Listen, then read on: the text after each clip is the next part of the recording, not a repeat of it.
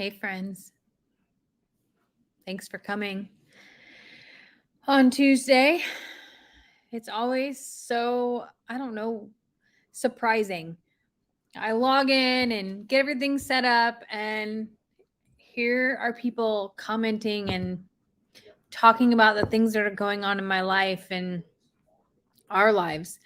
And it shocks me every single time that someone would want to sit there and try to, I don't know, keep up with the craziness in my life, and to think about that they know what's going on with our animals, and they know that Xander's going to graduate college and that I'm going to be traveling, and like they know because they've cared enough to pay attention. And I don't know if I'm worthy of that. So thank you. I wasn't going to cry. And here I am, like 37 seconds in, and tears are already welling up in my eyes, and I'm going to do better. I promise. Today I made a reel, and I said that kids aren't worthy of field trips because they don't appreciate them, and how I would love to go on a field trip. And a lot of people gave me some criticism about that, but I don't care about that. But I want to know in the comments, if you could have a field trip for a day, where would you go? Some people even said Longhorn Lester's, and I'm a survivor, and that like made my heart melt to think that if you could go anywhere, that's where you would want to come. And I have to say that pretty blessed to be able to live this life and experience these animals, and to be able to share so much of that with y'all. And a lot of times there's some really fun times and upbeat times and new life and rescues and amazing moments that come with all of those. And a lot of times we're laughing and playing games and really living life to its fullest. And there are many people that aren't as excited to see the emotional sides of this and to be along for the whole ride. But I'm grateful for those that are, because it's just it's a rough time. And some of you may not know, but my Dixie is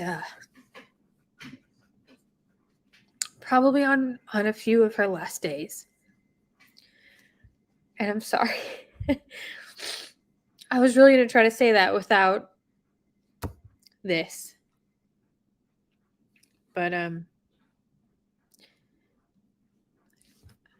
we've been through quite a bit of health struggles with Dixie. They really started in December.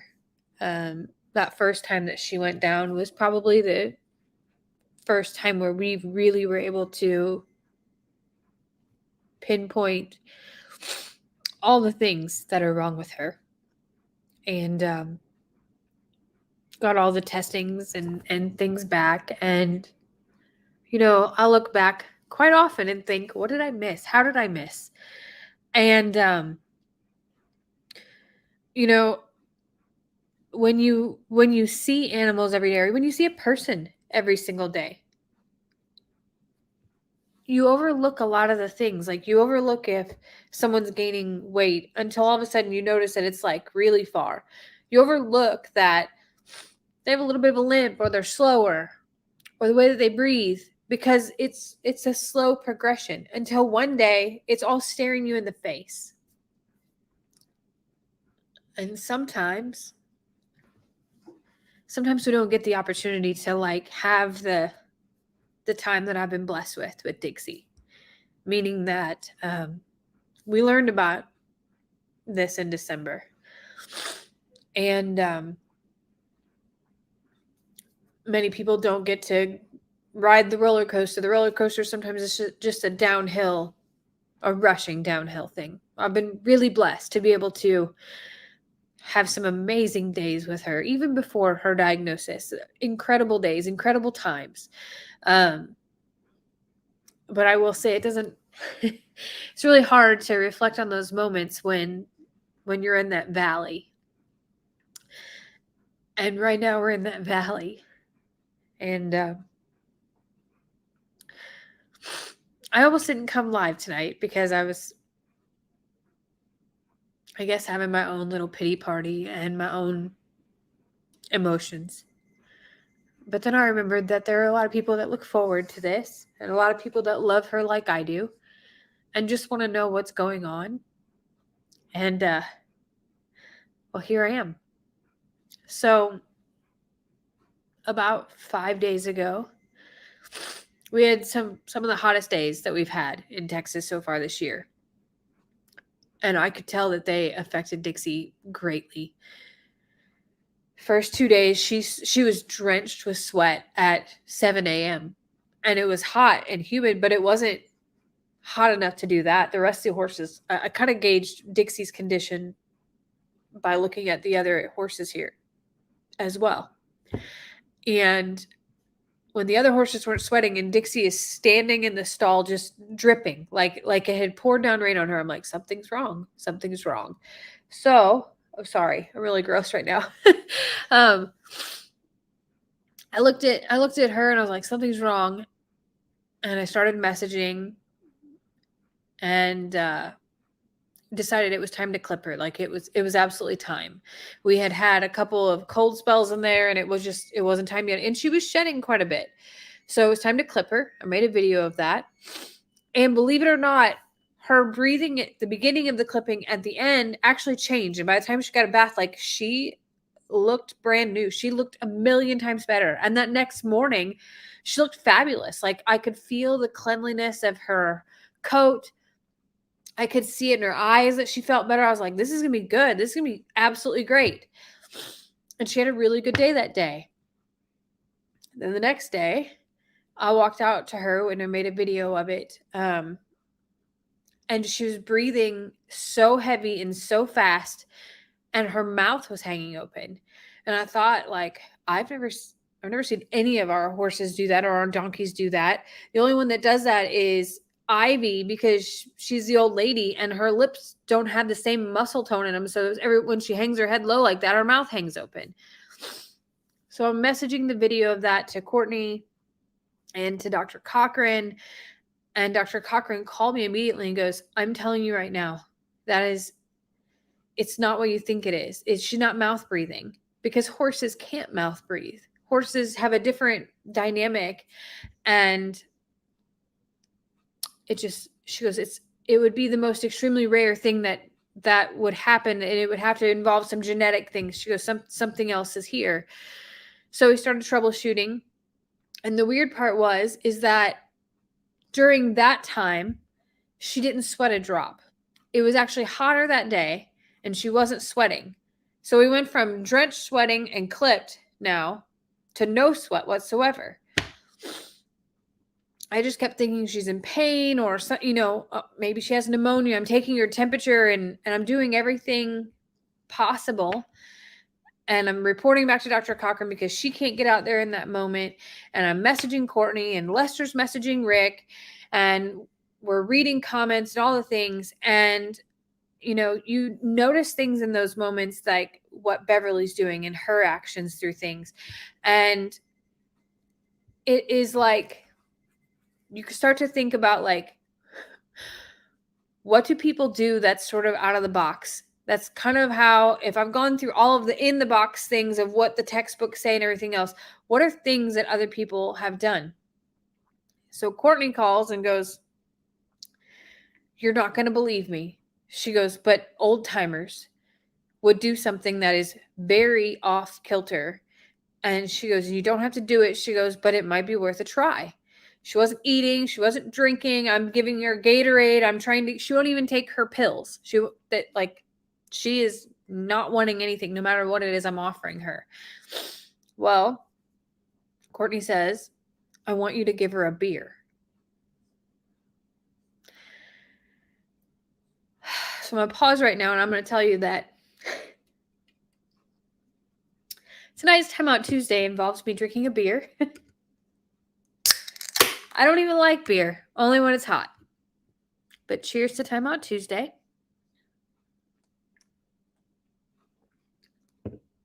So I pull up an article.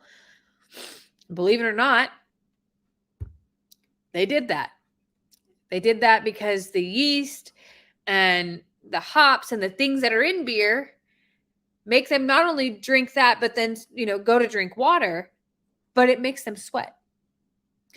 So I'm messaging Dr. Cochran and she's like, I can't give you medical advice on that. She goes, but you were the one who saved her last time by doing things that were not medical advice either. So Lester messaged Rick, and I made sure one more time by doing all my research and went through some comments again at like all the advice that people are giving. And I can't believe that I'm saying this, but she drank it. And she loved it. I gave my horse a beer. And I know that a lot of people are like, why would you do that? That's so horrible. What an animal abusing person you are. This is supposed to be a sanctuary and all these other things. And I know that other people are like, we have modern medicine now. Why would you do that? When Dixie was down in December, I gave her Tums and Gatorade, and it saved her life. It literally saved her life. And I gave her a beer yesterday, and by the afternoon, she walked out of her wacky pack shack. She wanted to go outside the gate. And here I was fearing, like, I guess the worst. I feared that she would do the same thing Sookie did. Go off to the woods and pass. And she went out of the gate and she walked around to the pasture side and started to graze. And here I'm thinking, like, have y'all seen Bruce Almighty? When he is like losing his mind and he's like, smite me, almighty smiter, and he's standing out there and he's just like, if there's a God, just let it just come on down and just get me. It is thundering and lightning and pouring down rain yesterday afternoon, and my Dixie is standing out in the pasture like it's not even happening and grazing on the grass. Like, Beverly is standing in the wacky pack shack and keeps looking over like, what is she doing? And I stood out there with her thinking, I've gotten her drunk, or her dementia has fully kicked in now and she's lost it.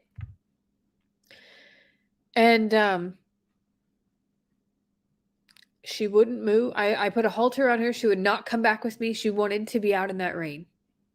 And it poured yesterday. We had like 3 inches of rain yesterday. And she stood out in all of it. And I thought to myself, like, now if she wasn't sick before, she's certainly going to be sick now. And believe it or not, she walked herself back into the pasture yesterday evening. And this morning, she wasn't doing the breathing weird thing again. She's still struggling very much. She's not like miracle better or anything like that. But she wasn't to the point where I thought that she was going to leave me this morning. She's very slow. And she ate dinner last night and tonight. But I know it's short term. I know that decision is looming.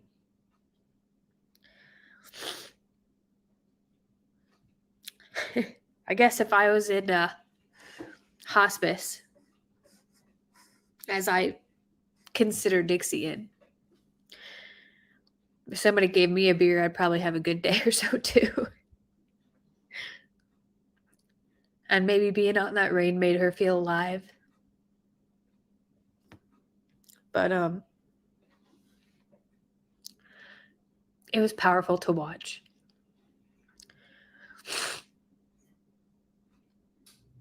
And I guess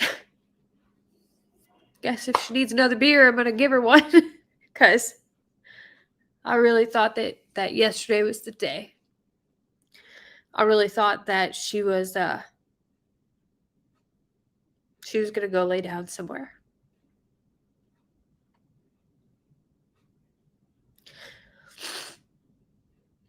She didn't.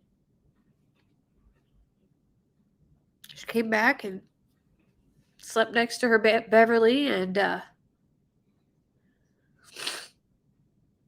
we're at a one day at a time space. And I know there's people that are probably like, gosh, it's been forever and let's just get on with it. Why would you put her down? I do believe that that day is coming. But I also believe that I'll know. And if she wouldn't have made that turnaround yesterday afternoon, I probably would have had to have made that decision. It's just hard. Some of it feels like failure.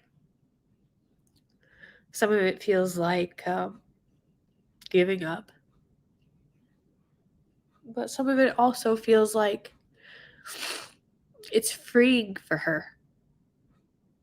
And if any of you had to ever do this with a loved one or one of your pets, I know that you know. And it's hard. And you question yourself. And you are probably questioned by others. Maybe not thousands of others that you put yourself out there to. But it's hard. And it's hard to take your emotions and sometimes put them aside and realize that there's so many other animals and people counting on you that you have to be strong and you have to pull through, and you still have to see all of the good in all of those other things, because if you dwell on all of the negative, all that you're doing is showing that to her too. And I don't want to be that. I don't want that to be how she sees me. I don't want the rest of the animals to feel just the sadness. I want her to have happy days, and I want all of them to live their best life. And there are a lot of things going on about what about the sanctuary, and you're at Longhorn Lester's, and who's a sanctuary animal and who's a rescue and who's not. I have said from the very beginning that they're all animals. They all need care.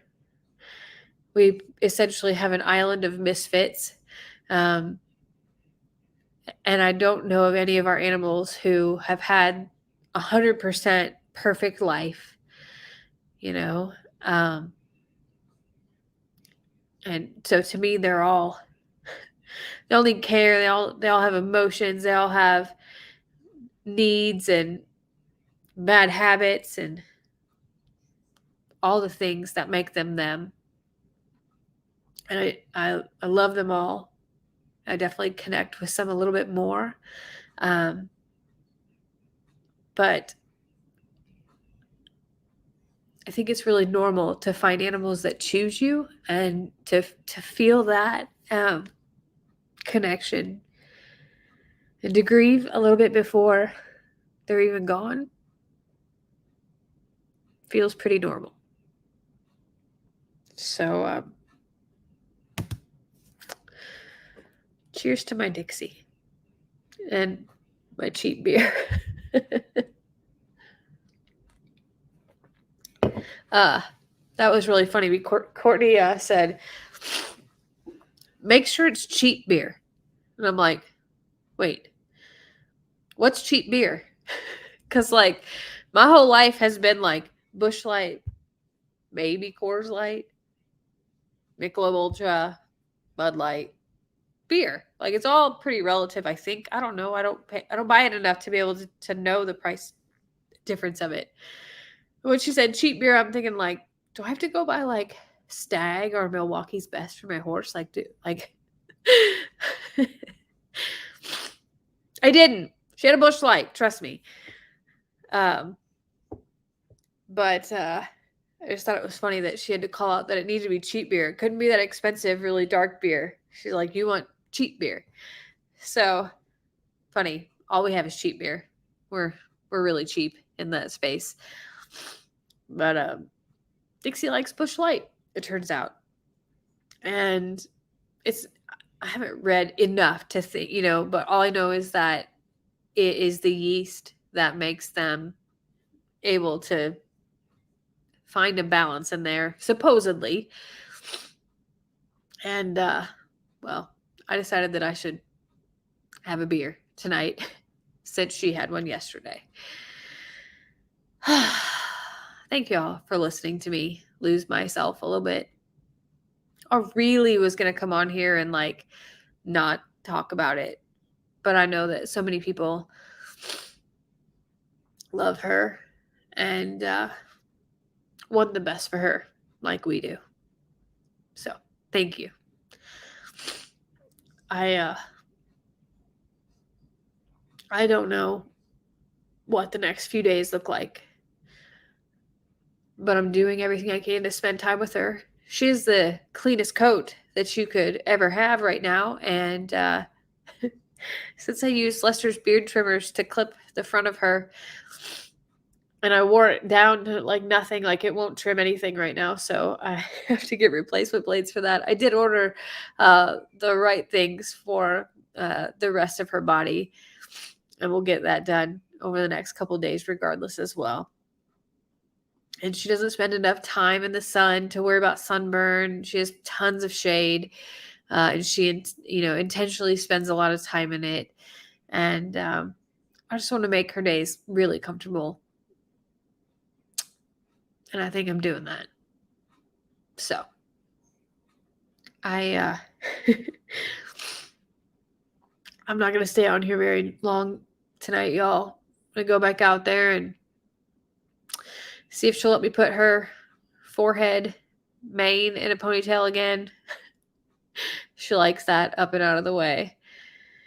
And just spend time. So thank you for loving me and loving her. I'm sorry that tonight isn't fun, but I really am grateful that you're all here with me. So I hope that you all have a really wonderful Tuesday and that the rest of your week treats you kindly and that you pass that kindness on as well. Have a really good night.